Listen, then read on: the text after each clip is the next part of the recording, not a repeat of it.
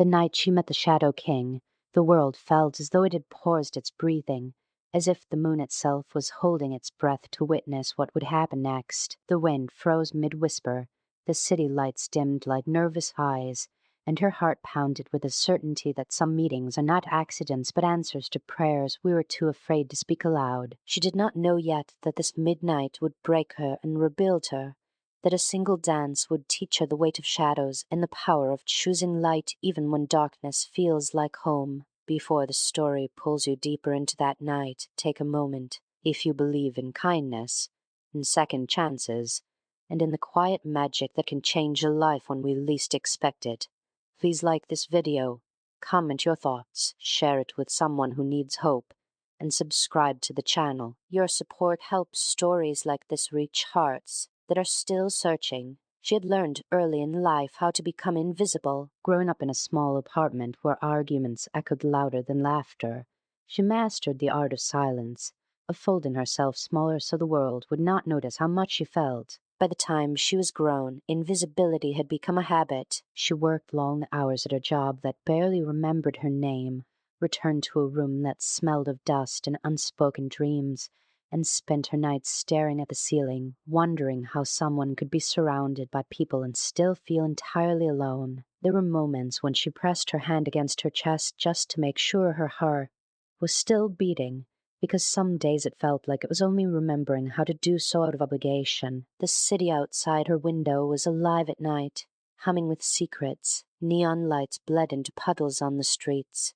turning broken sidewalks into paintings. Somewhere out there, music spilled from hidden places, laughter rose and fell, and strangers brushed past each other carrying stories that would never be told. She often watched from a distance, feeling like a ghost observing the living. That night, however, something pulled at her, a restlessness that refused to let her stay inside. It was not courage exactly, more like exhaustion with her own loneliness. She put on her coat, stepped into the cold, and followed the streets as if they knew where she needed to go. She found the place by accident or fate, depending on how much one believes in either. An old ballroom stood tucked between modern buildings, its windows dark, its doors cracked open as if inviting only those who were brave or broken enough to enter. Music drifted out, low and haunting, a melody that wrapped itself around her ribs. She hesitated, feeling foolish, but then the pull grew stronger, and she stepped inside. The room was vast,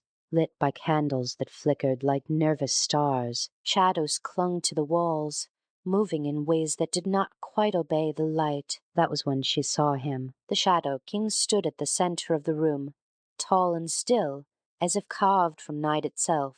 His presence was not loud, yet it commanded attention the way gravity commands planets. Darkness seemed to gather around him, not threatening but heavy, like the weight of unspoken grief. She felt fear, yes, but also recognition. There was something about him that mirrored the parts of herself she kept hidden, the sadness she wore like a second skin. When he turned toward her, it felt as though he was looking past her face and into every moment she had ever tried to forget. The dance began without announcement, without permission. Music swelled, and her feet moved as if guided by memory older than her own life. She found herself in his arms, the space between them charged with something fragile and dangerous. As they moved, the world faded until there was only the rhythm, the candlelight, and the strange comfort of being held by someone who did not ask her to explain her pain. With each step, images flooded her mind, childhood nights spent listening to raised voices,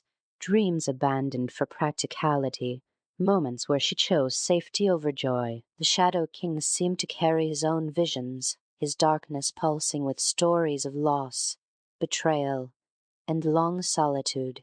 Dancing with him was not easy. At times the shadows tightened round her, threatening to pull her under. She stumbled, her breath catching, feeling the familiar urge to disappear. But the music did not stop, and neither did he. There was a strange gentleness in the way he guided her, as if he knew exactly how close she was to giving up. She realized then that this dance was not about perfection but endurance, about staying present even when the wait became unbearable. As the night deepened, the room transformed. The walls seemed to melt away, revealing memories she had buried. She saw herself standing at crossroads, always choosing the path that hurt less in the moment but cost more in the long run. She felt the ache of loneliness sharpen, but alongside it came something new, a quiet defiance. If she could survive this dance, she thought, perhaps she could survive facing herself. The Shadow King's darkness was no longer just his.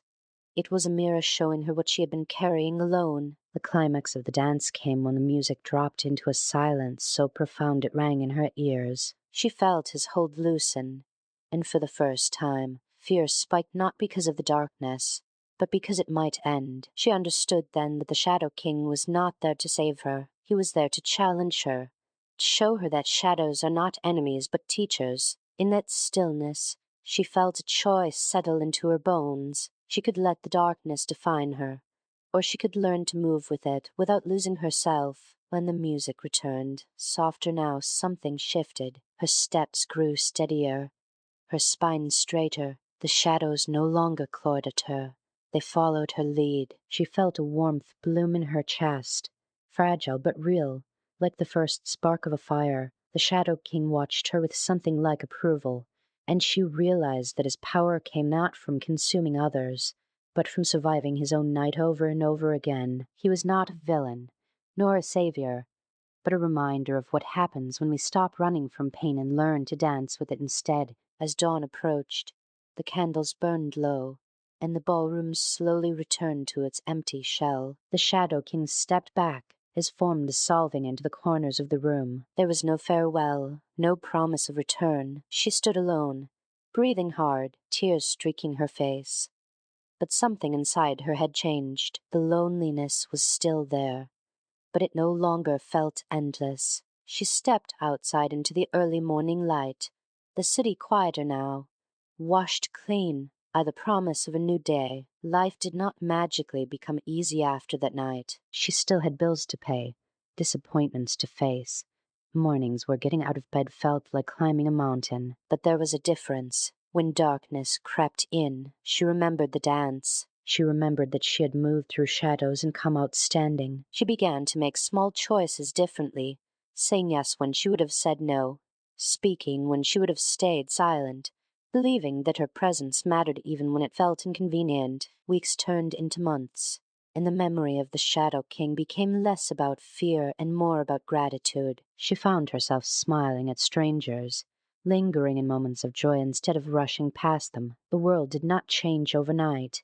but her way of moving through it did. She learned that healing is not a straight line but a dance, messy and exhausting and beautiful all at once. And in learning that, she became kinder to herself. If you have ever felt like the night was too heavy, like your own shadows were too much to carry, know this: you are not weak for feeling deeply. You are brave for staying. Sometimes the most powerful thing we can do is keep moving, even when the music scares us. Sometimes the darkness we fear is the very place where we learn how strong we are. Before this story ends, I want to ask you something heartfelt. If this journey has reminded you of your own struggles, of a night you survived or a shadow you learned to face, please pause and leave a comment right now. Share a word, an emotion, or even just a heart emoji to let others know they are not alone. And as we reach the final moments, if this story touched your heart in any way, if it made you feel seen, inspired, or comforted, please like this video, comment, and share it with someone who might need this reminder tonight. Your engagement is more than support. It is a ripple of kindness that can reach someone standing alone in the dark. The night of the midnight dance did not make her extraordinary. It reminded her that she already was, and somewhere, in the quiet spaces between light and shadow, the Shadow King still dances, waiting not to claim souls, but to teach them how to move forward without fear.